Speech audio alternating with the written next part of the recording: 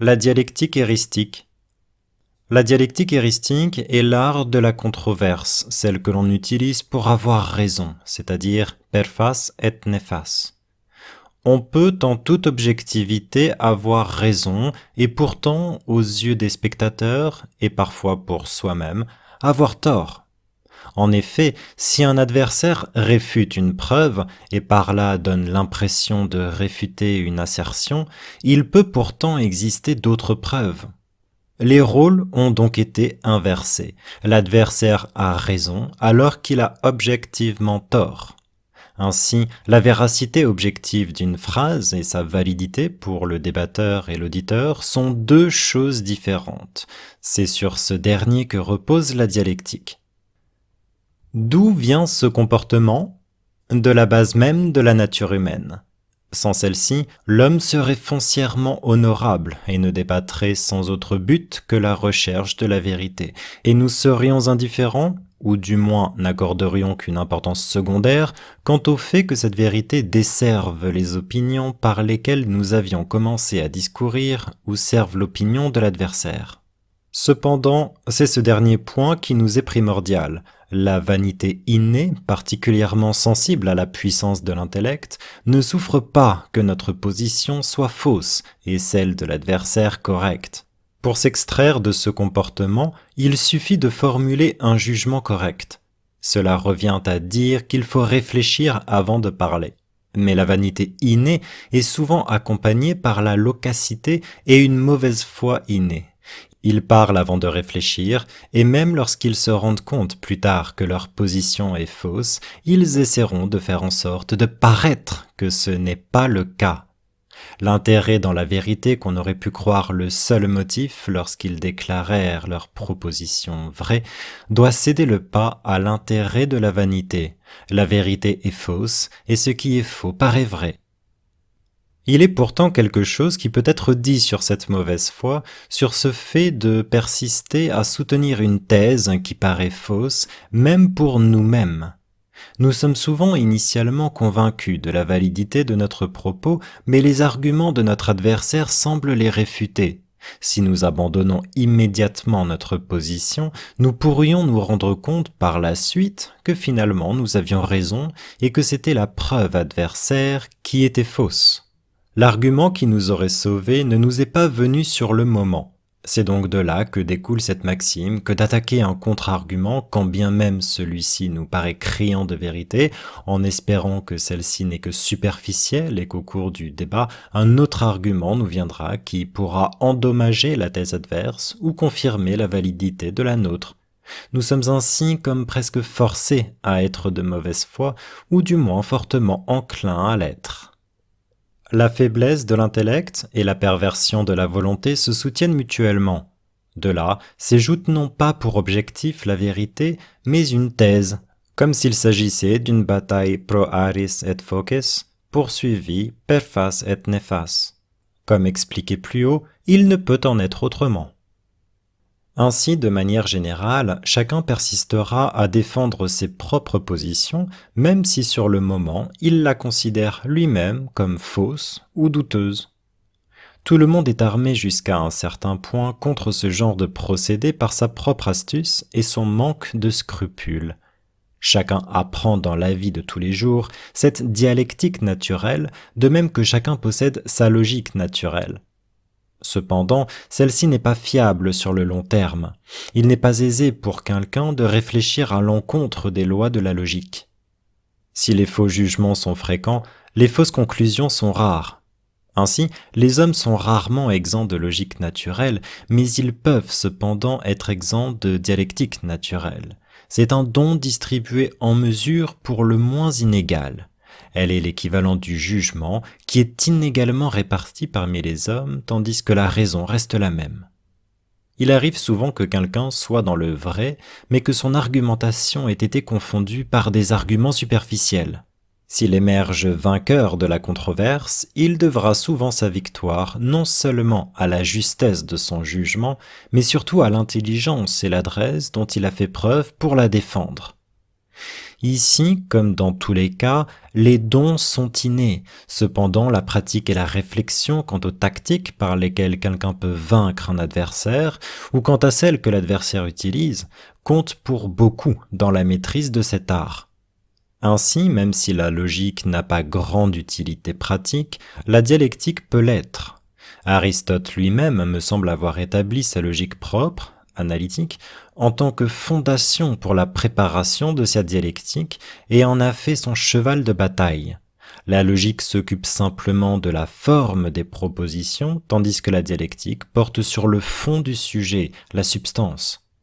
Ainsi, il convient de considérer la forme générale de toutes les propositions avant de continuer avec les cas particuliers. Aristote ne définit pas l'objet de la dialectique d'une façon aussi précise que moi. S'il lui donne bien pour principal objet la controverse, c'est en tant qu'outil pour rechercher la vérité. Plus loin dans son œuvre, il dit également que d'un point de vue philosophique, les propositions sont traitées en accord avec la vérité et d'un point de vue dialectique en fonction de leur plausibilité, c'est-à-dire de la mesure par lesquelles elles gagneront l'approbation des autres opinions. Voxa, dans Topica 1.12. Il est conscient qu'il faut savoir distinguer la vérité objective d'une proposition et la séparer de la façon dont elle est présentée et de l'approbation qu'elle suscite. Cependant, il ne fait pas une distinction suffisamment précise entre ces deux aspects et n'utilise la dialectique que pour le second cas. Les règles par lesquelles il définit la dialectique sont parfois mélangées avec celles définissant la logique.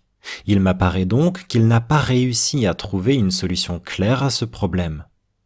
Dans son Topica, Aristote a, avec son esprit scientifique, entrepris de détailler la dialectique de façon méthodique et systématique, ce qui est tout à fait admirable. Mais son but, évidemment ici pratique, n'a pas été atteint. Dans ses analytiques, après avoir examiné les concepts, jugements et conclusions dans leur pure forme, il se tourne vers le contenu, lequel se rattache au concept. C'est en eux que se tient le contenu. Afin de bien mettre en œuvre la dialectique, il ne faut pas s'attarder sur la vérité objective, qui est l'affaire de la logique, mais simplement la regarder comme étant l'art d'avoir raison, ce qui est, comme nous l'avons vu, d'autant plus aisé que lorsque l'on est d'emblée dans le vrai. Cependant, la dialectique en soi ne fait qu'apprendre comment se défendre de tout type d'attaque, et de même, comment il peut attaquer une thèse adverse sans se contredire. La découverte de la vérité objective doit être séparée de l'art de faire des phrases gagnant l'approbation. La première est une pragmateia complètement différente qui est l'affaire du jugement, de la réflexion et de l'expérience pour laquelle il n'est pas d'art particulier, tandis que la seconde est le but de la dialectique. Certains l'ont définie comme étant la logique des apparences, mais cette définition est fausse, sans quoi elle servirait qu'à réfuter des propositions fausses. Or, même quand quelqu'un a raison, il a besoin de la dialectique pour défendre et maintenir sa position. Il lui faut donc connaître les stratagèmes malhonnêtes afin de savoir comment leur faire face, voire même en faire usage lui-même avant de frapper son adversaire avec ses propres armes. Ainsi, dans la dialectique, doit-on écarter la vérité objective, ou plutôt ne la regarder que comme circonstance accidentelle et ne chercher qu'à défendre sa position et réfuter celle de son adversaire. En suivant les règles à ces fins, aucun intérêt ne doit être accordé à la vérité car généralement on ne sait pas où est la vérité. Il n'est pas rare que l'on ne sache pas si l'on est dans le vrai ou le faux. Tantôt on se croit à tort dans le vrai, tantôt les deux parties se croient dans le vrai. Veritas est in puteo, selon Démocrite, en bentho et aletheia. Au début d'un débat, en règle générale, chacun est persuadé d'avoir raison, et tandis que celui-ci se poursuit, les deux parties doutent de leur propre thèse, et la vérité n'est déterminée ou confirmée qu'à la fin.